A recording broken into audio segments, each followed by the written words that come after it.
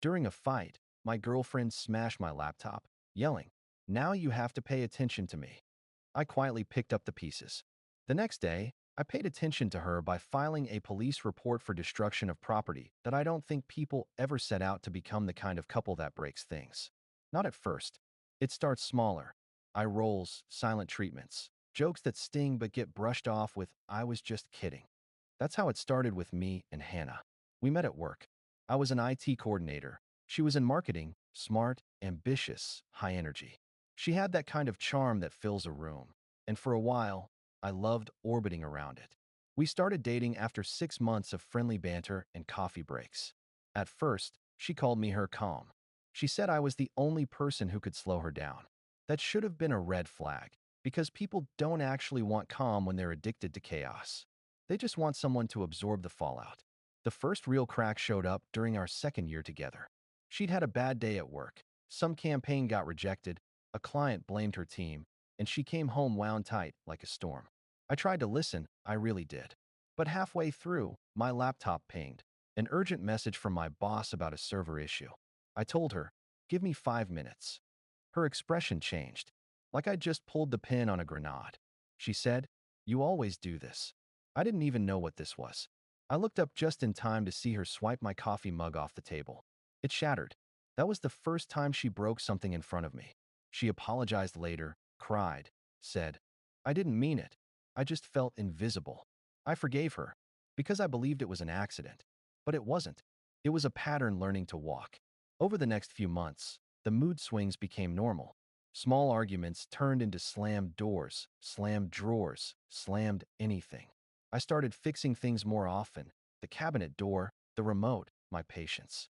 Still, I stayed, because when she was good, she was brilliant, the kind of person who made you feel like life had color again. Until last month. That night started ordinary. We were supposed to watch a movie. I'd made dinner, set up the projector. But around 9 p.m., she started scrolling through my texts. I saw her expression twist. "Who's Emily?" I told her, "My coworker." She'd messaged about a conference. It was literally work. But Hannah didn't want an answer. She wanted a fight. It escalated fast. She accused me of checking out, of being distracted all the time. And maybe she was right. I was distracted. I'd been walking on eggshells for months. I sat on the couch, trying to disengage, laptop open beside me. I'd been finishing a report for the morning. That's when she grabbed it. "You love this thing more than me." Before I could react, she swung it down. The sound, metal cracking, glass splintering, still rings in my head. She screamed, "Now you have to pay attention to me." I didn't yell, didn't move, just stared at the shattered screen. Then I quietly got up, walked to the kitchen, and started picking up the pieces. She stood there, breathing hard, waiting for me to explode. I didn't. I said only one thing. "You need to leave." She called me cold, said I didn't care enough to fight for us. But I wasn't cold. I was finished. The next morning, she texted like nothing had happened. "Hey, I'm sorry. I'll buy you a new one. I love you." I didn't reply. Instead, I took photos. The cracked chassis, the splintered keyboard, the bent hinge. I printed our text history, every apology that followed another broken object. Then I went to the police station. "Reason for report?" the officer asked. "Destruction of property," I said. He raised an eyebrow. "Domestic?" I nodded. "Yeah." Filing that report didn't feel like revenge. It felt like proof that I still existed outside her chaos. When they called her later that day to notify her, she blew up my phone with messages. "How could you do this to me? You're ruining my life over a laptop? You're cruel." But cruelty would have been pretending nothing happened. Cruelty would have been letting her believe she could keep breaking things, and me, without consequence. I didn't block her. I just stopped replying. Because finally, I was paying attention. Just not in the way she wanted. People think when you finally stand up for yourself, you'll feel powerful. You don't.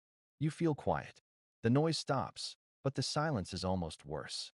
After I filed the report, the first few days were strange. No yelling, no slammed doors. Just space. Then the messages started.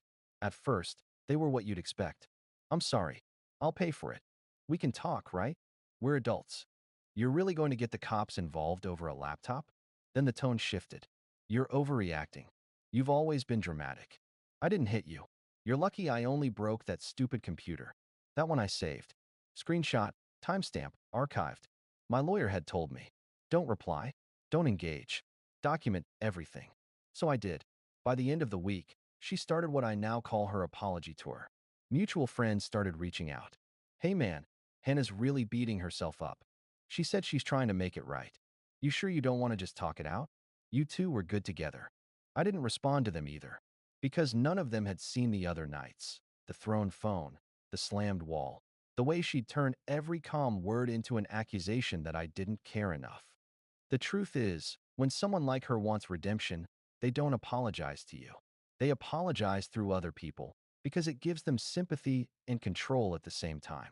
A week later, my HR department called me into a check-in. Apparently, Hannah had filed an internal report claiming I was emotionally abusive and had anger issues that escalated to threats. They said they had to review it out of due diligence. I sat there, numb, while they read the complaint. It was fiction, a version of me that didn't exist. But I wasn't surprised. People like her don't fight facts with facts. They fight with stories. So I gave HR the full timeline.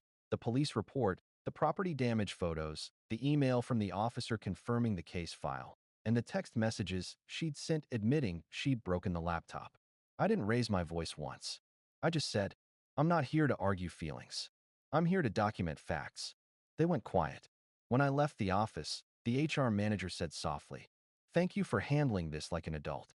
That night, I got one more message from her. A voicemail. I almost didn't listen.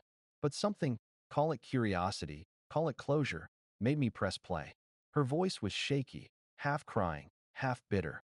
You didn't have to make it official. You made me look crazy. Everyone thinks I'm some monster now. You always act like you're calm, but you make me lose control. You do that to me. You make me snap. I replayed that last part 3 times. You make me snap. That's when everything finally clicked. It wasn't about anger. It was about control. She didn't want peace. She wanted power. A week later, the police called me for a follow-up. They'd classified the incident as domestic property destruction.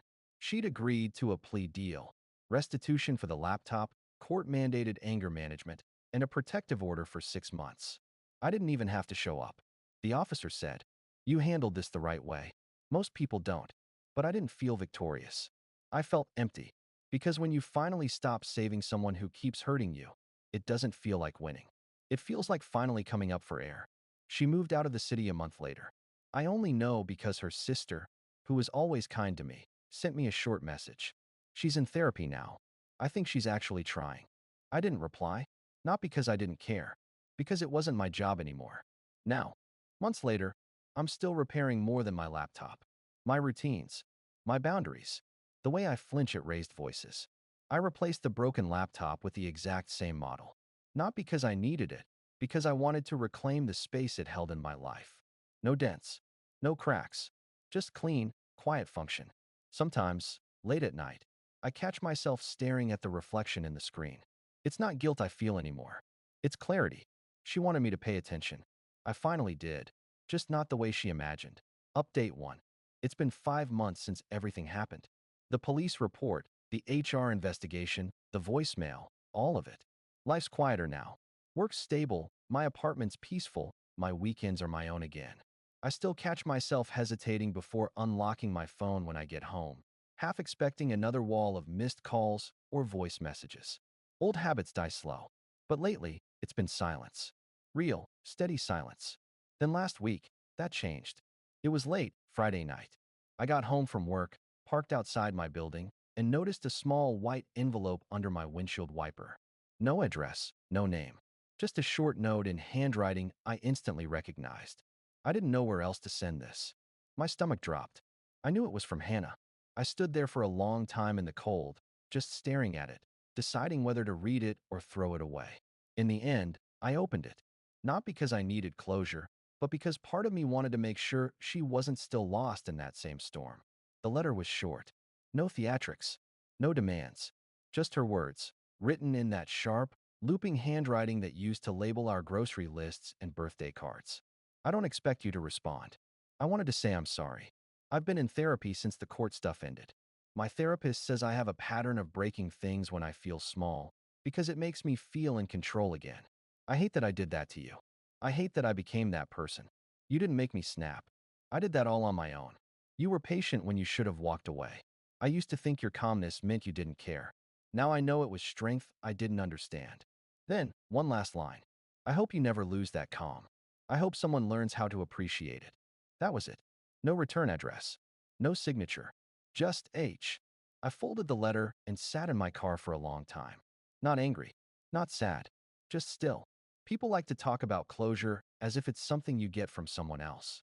But closure is really just the moment you realize you don't need another apology to move on. I didn't text her. Didn't write back. Instead, I tucked the letter in the glove compartment next to my insurance papers. Not as a keepsake, but as a reminder. A reminder that sometimes walking away is the most merciful thing you can do for both people. 2 days later, I replaced the broken mug she'd smashed that first night. Same make, same color. It sits on my counter now, not as a symbol of forgiveness, but of normalcy. That's all I ever wanted, really. A quiet morning, coffee that stays in the cup, a day that doesn't start with an argument. I used to think strength was about endurance, staying, fixing, compromising. Now I know it's about drawing a line and not stepping over it, even when love tells you to. A few friends who knew the story asked if I'd forgiven her. The truth is, I have. But not for her. For me. Because forgiveness isn't about letting someone back in. It's about finally locking the door, taking a deep breath, and realizing you're safe on your side of it. I still think about that night sometimes. The sound of the laptop breaking, the way she screamed, "Now you have to pay attention to me." And she was right, in a way. Because I did pay attention, just not to her. I started paying attention to what peace feels like, to what respect looks like, to what I deserve. And I haven't stopped since. Final update that it's been a year since the night she smashed my laptop.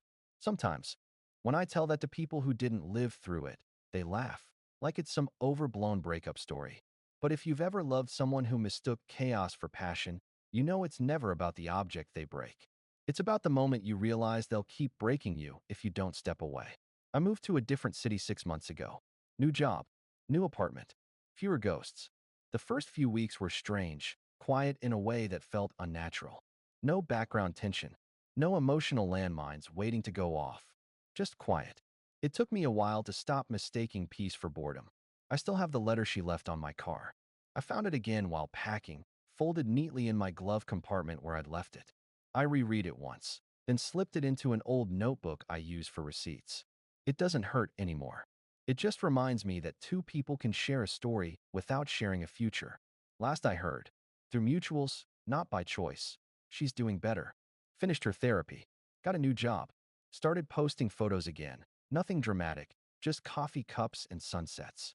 There's a strange comfort in knowing she's okay, because it means that what I went through wasn't for nothing. Maybe someone else will meet a version of her who's learned what not to destroy. For me, life's simple now. I wake up early, go to work, come home to an apartment that stays exactly how I left it. My mornings are quiet, my nights are mine. There's someone new, slow, kind, gentle. She asks before borrowing things. When we argue, she listens. And when I tell her, I need a minute, she actually gives me one. That's how I know I've changed.